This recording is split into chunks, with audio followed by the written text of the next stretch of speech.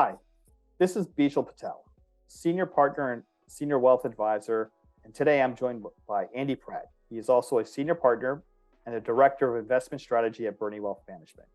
This is Byte Size Retirement, where we take common retirement planning topics, break them down into bite-sized 5-minute pieces. These videos are not tax or investment advice, but hopefully will remove some of the mystery and provide a solid foundation to plan off of. Remember, while we might be explaining these topics in 5 minutes, don't just take 5 minutes to make any of these investment decisions. Today's topic will be investment rebalancing. We're going to talk about what is it, the benefits of doing it, and the different ways that it can be done.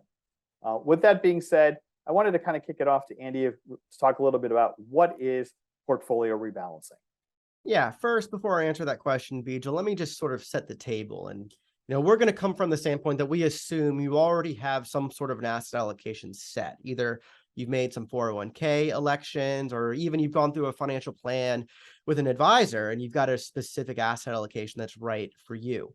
So really what we're talking about with rebalancing is making sure that your investments remain aligned with that asset allocation after it was initially set. So kind of on an ongoing forward-looking basis. When it comes to thinking about rebalancing, there are a couple different ways in terms of scheduling it. It could be calendar based on a set, schedule, set amount of time, or it can be based on the amount of drift that maybe an asset class has in your portfolio. So I think there's a couple schools of thought on the pros and cons of each of those approaches. So Bijal, do you mind maybe describing some of that? Yeah, absolutely. I think the first one that we come across all the time that people talk about, it's time-based, right? They make it really easy.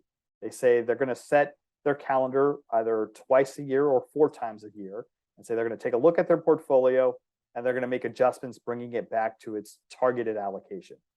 The pro of doing this is you're giving your portfolio some attention, right? And you're giving some attention on a regular basis. It's easy to do. The con of doing this strategy itself is that it's not always taking advantage of market movements, right? The idea here is we want to try to help rebalance your portfolio and implement a strategy. It's forcing us to buy low and sell high. So a great example of this would be kind of looking at your portfolio and saying, you're going to make tolerance bands, right? So you have an initial allocation itself, and you're going to say you'll allow it to drift a few percentage points higher or lower from the initial target itself. And when it sits outside of that band, that's going to force you to make adjustments within the portfolio itself.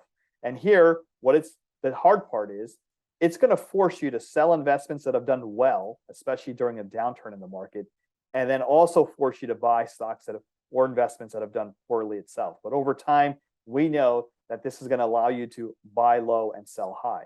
As part of this strategy, what makes it a little bit more difficult is there's no timing behind it. You can't just set it on the calendar and say, I'm going to do it twice or 4 times a year itself. So you really have to be paying attention to how your portfolio is performing to take advantage of the strategy itself.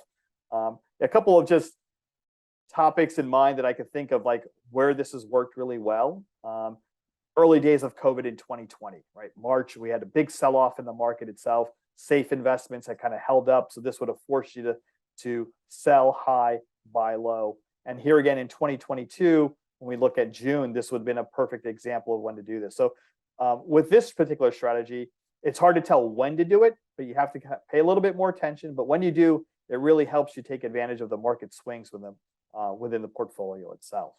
So that's a little bit about the 2 different ways of how to rebalance your portfolio. I'm going to kick it back over to Andy. Can you talk a little bit about the benefits of doing this versus the set it and forget it strategy? Yeah, sure. So number one, having a rebalancing schedule, whether it's calendar based or tolerance band based, forces you to stay disciplined. It's so easy to get sucked into the performance chasing trap.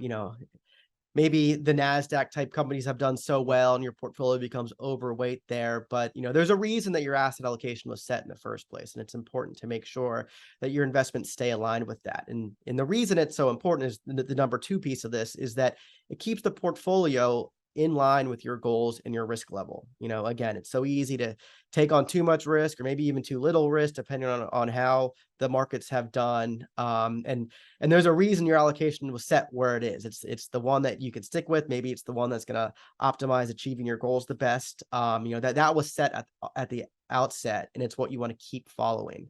And finally, there actually can be a performance boost from rebalancing. So we all know that stocks are likely going to be the most risky and volatile part of your portfolio, and they have big swings up, big swings down. You mentioned a few of those down swings.